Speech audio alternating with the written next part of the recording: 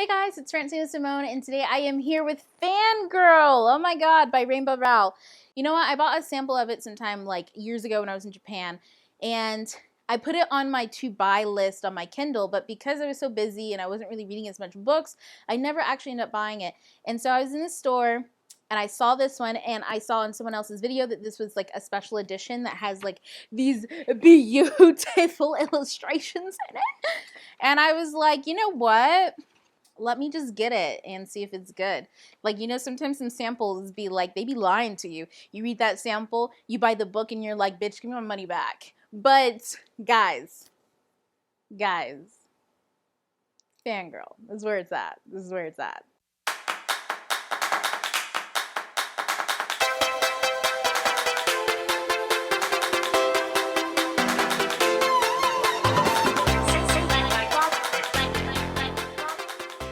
So as usual, I'm going to do my review based on three things: the authenticity and the quality of the character's plot and the world.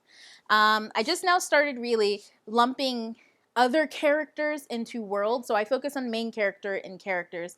Plot, obviously. And in the world, I focus on setting and other characters, especially if it's through the POV of one character, okay? So let's just go ahead and move on to character. So in Fangirl, we got our girl Kath right here. Let me tell you about Kath. Kath is socially awkward. She's an introvert. She's fangirling over Simon and Snow, aka Harry Potter. She is super passionate. She has a twin sister, and this is her first year in college, and it would all be fine and dandy, except for her sister decides not to room with her. Now she's got to like go out and meet new people, her new roommate, and then her sister wants to have other friends, so she has to go out and make new friends. But girl is like, you know what, that's okay. I will focus on writing because I'm super passionate about writing. But like most fictional writers, especially non-literary fiction writers, she has a problem with academia fiction writing. Holla holla girl, I know how you feel. They just don't be thinking that anything besides literary fiction is, you know, legit. So I want to say that for character authenticity, because of Kat's lens, which by lens I mean her perspective, the way that she views the world. We all view the world differently based on our previous knowledge and culture and our experiences, so we all have a perspective lens. That's how we see other people, whether that's who they are or not. That's how we see a situation, whether it's the correct situation or not.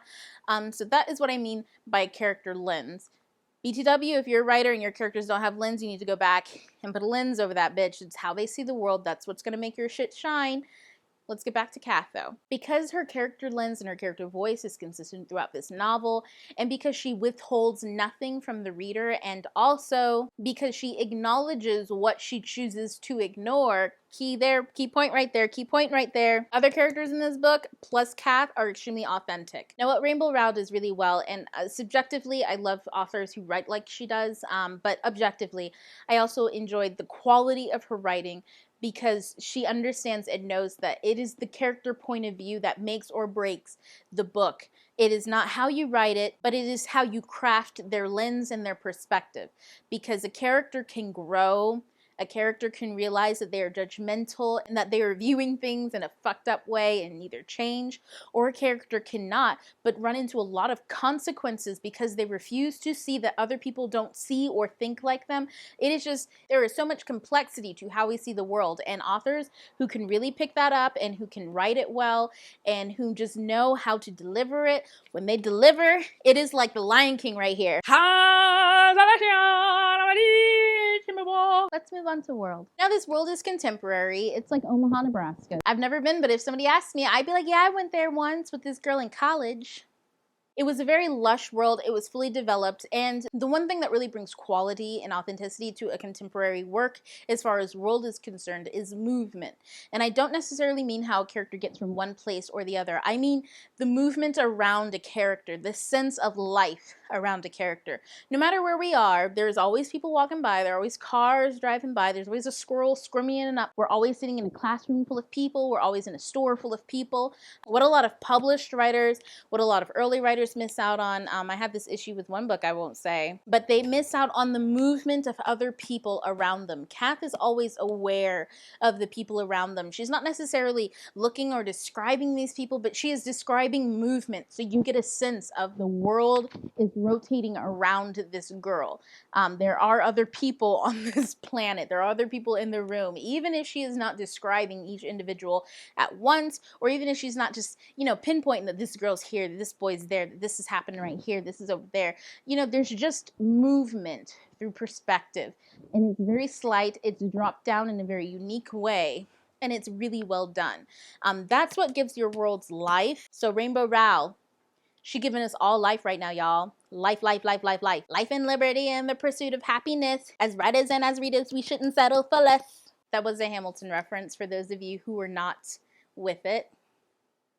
But on a serious note, if you write fantasy, sci-fi, if you are a writer of anything that is not contemporary, this is the main thing that you need to pick up about contemporary works. I don't know how many fantasy books I've read and how many I've beta read that lack life, that lack that movement in their world. Now, if it was a beta read, I can go ahead and forgive that because, that's in the process of revision and developmental editing and getting better. But published books, no, I'm sorry. What editor let that go out to the public without life? I'm sorry.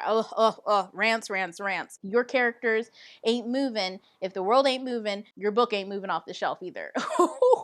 She hurt me. She is hurtful. This bitch is hurtful right here. Okay, let's move on to plot. So this book is definitely an internally driven slice of life. Kath is clearly a fangirl. She writes a lot of fan fiction. She is an extremely popular fan fiction writer.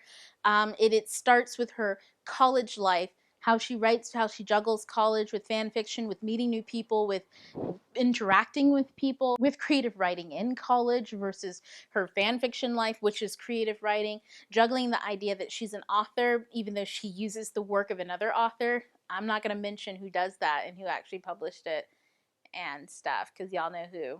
Balancing with being looked down on as a fan fiction writer, as being an introvert, surrounded by a lot of extroverts, between the life that she's supposed to have versus the life that she does have. It's very, very internally driven. There are some small external plots that move the story along. So this is definitely a slice of life. This book is all about growth and accepting who she is and working through the challenges that she has. In this book, and what I really appreciate about this book, is that it focuses on her dealing with the challenges that she presents in life because she hasn't grown to accept herself the way that she is. She is really heavily focused on how she is presented, and she is obviously very uncomfortable around people who are extremely extroverted, like a girl trying to make eye contact to smile at her in the bathroom while they brushing teeth. Kath is over here like, bitch, I ain't trying to talk while I'm brushing my teeth.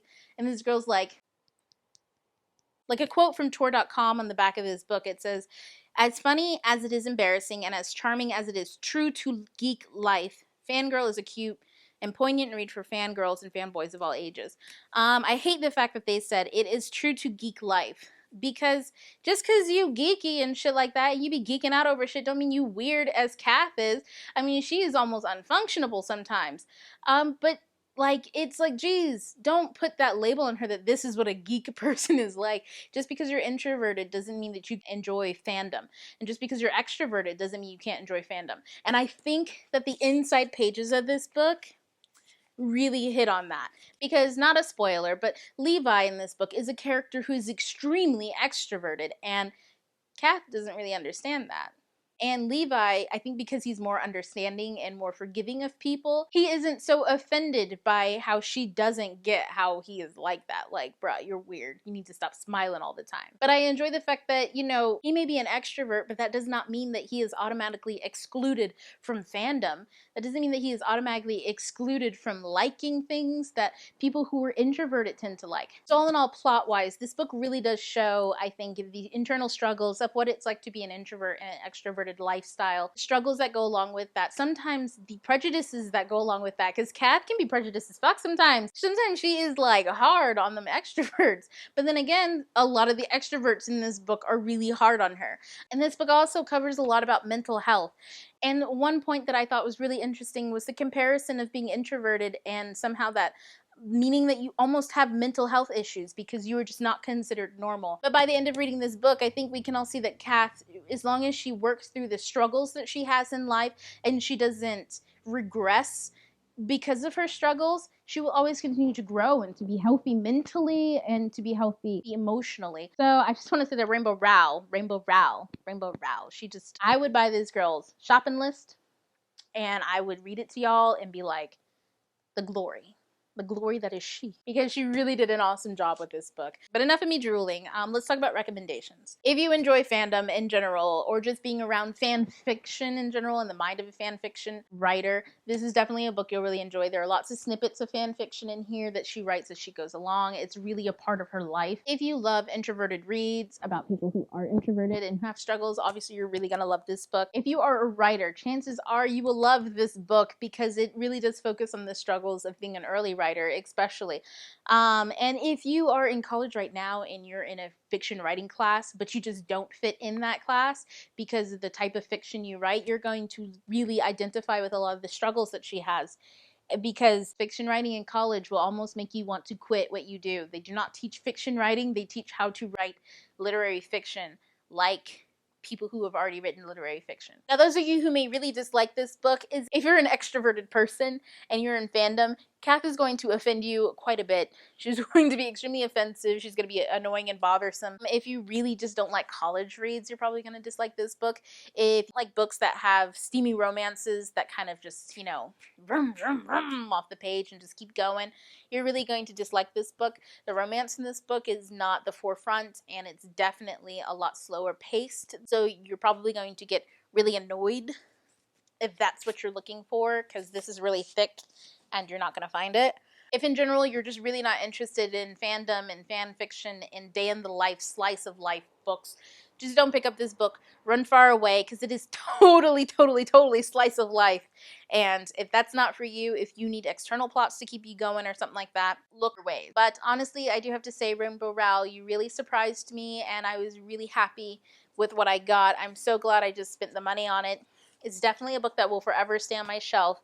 It's a beautiful cover, it's got beautiful illustrations, it's a beautiful story, and it's pink! Why am I collecting so many pink things? So as always, guys, if you enjoyed the video, subscribe. Also, don't forget, The Keeper's Vow is on pre-order for the ebook and the print copy. Woo woo! Until September 7th, when you can buy it officially, whenever and how many ever times you want. Now guys, I really hope you enjoyed it. Thanks for watching. TTYL, ta-ta for now. Bye! Bye.